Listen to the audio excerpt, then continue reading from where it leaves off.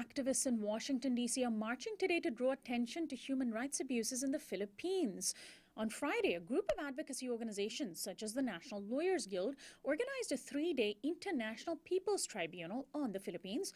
Among those who testified were Melissa Rojas, a Los Angeles-based activist who was abducted by government forces during a humanitarian trip to the Philippines, and she was tortured during her detention. Today's march is the culmination of the tribunal. It'll head to the White House and State Department. The tribunal sought to draw attention to widespread human rights abuses that have occurred under the leadership of President Benigno S. Aquino, who enjoys good relations with the U.S. government and the Obama administration. There have been 226 documented extrajudicial killings in the Philippines. And on July 15th, several of those who testified at the tribunal also gave a briefing to the Tom Lantos Human Rights Commission of the U.S. Congress.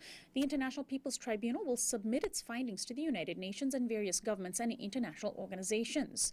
Joining me now live from the Philippines is Liza Maza. She is a former member of parliament in the Philippines. She was scheduled to testify at the tribunal, but was barred from boarding her flight to the U.S. Welcome to Uprising, Liza. Yes, good morning to everyone. Good morning, America. Thanks so much for joining us. Well, first, can you explain why you aren't in Washington, D.C. right now? What happened to you?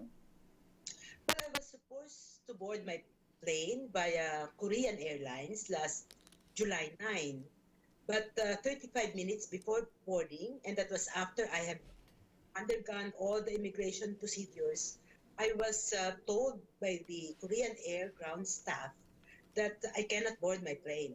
And when I asked them, they said that they received an email from the U.S. Customs and Border Protection under the Department of Homeland Security that I cannot board my plane. So my luggage, which was already checked in, was offloaded from the plane.